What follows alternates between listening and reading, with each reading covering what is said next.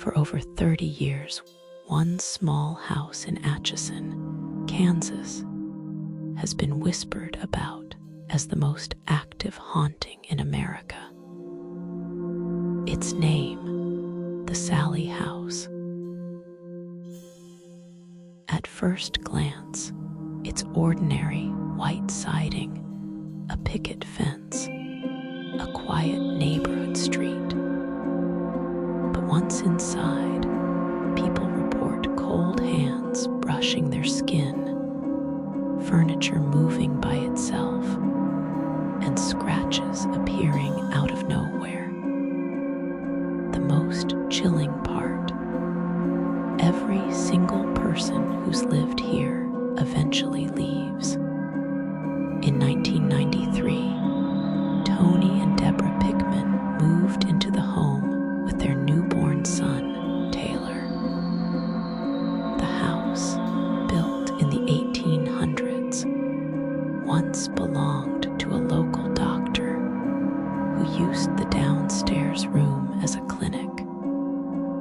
According to town records, one of his young patients, a little girl named Sallie, died there during emergency surgery.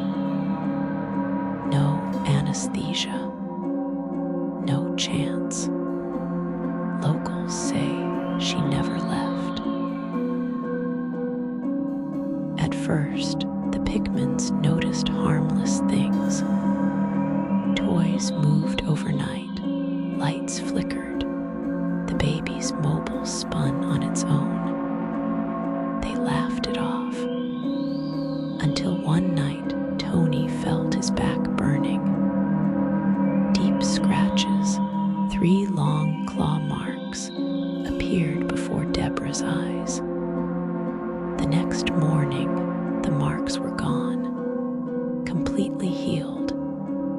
That was the moment they realized they weren't alone. Objects began to move in plain sight.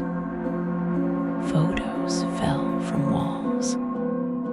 Appliances turned on themselves.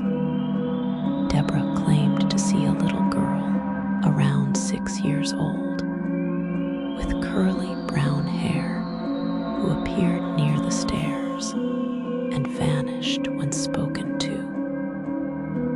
They believed it was Sallie.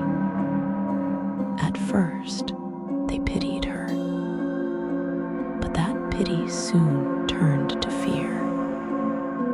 Investigators from the TV show Sightings set up equipment throughout the home. What they captured still unnerves experts today. Cold spots moving through the room like breathing things, fluctuations in electromagnetic fields tracking Tony as if he were being hunted. When asked if they ever saw Sallie again, Deborah said, "I don't think it was a child at all." The scratches returned, more violent this time. 3 lines across the stomach, then across the face. The pattern was always the same. 3 marks, and they only ever appeared on Tony. Investigators brought in psychics and priests. Each one reported the same thing. Something dark was pretending to be a child. One psychic collapsed mid-session, claiming she felt her lungs fill with smoke. A shadow figure was seen in the nursery window from the street outside. Long arms, no face. The Pickmans fled in 1994. They left everything behind, even their baby's crib. They never slept there again. Over the years, paranormal teams have tried to capture proof of what lurks in the Sallie House. Cameras malfunction, batteries drain, equipment melts down. One team's thermal camera recorded a child-sized heat signature that disappeared mid-frame, leaving behind a cold imprint in the shape of a hand. In 2015, a new owner allowed overnight tour.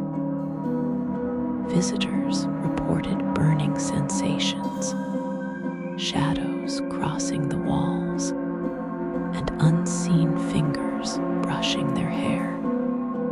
One guest collapsed on the staircase after saying she heard a child whisper her name. To this day, locals say that after midnight, the nursery light sometimes flicks on by itself, even though the house is empty. Some believe Sallie is the spirit of a real girl, a soul trapped by pain. Others believe the entity was never human at all. Demonologists point to the 3 claw marks as mockery of the Holy Trinity, and note how the spirit targeted the father, not the child. The house has been cleansed dozens of times, but activity always returns, as if something wants attention, not release. Today, the Sallie House stands quiet, white paint peeling, windows dark, but those who pass by say they still hear a child's giggle from the second-floor window, and sometimes see tiny handprints pressed against the glass. Maybe Sallie was a victim. Maybe she was something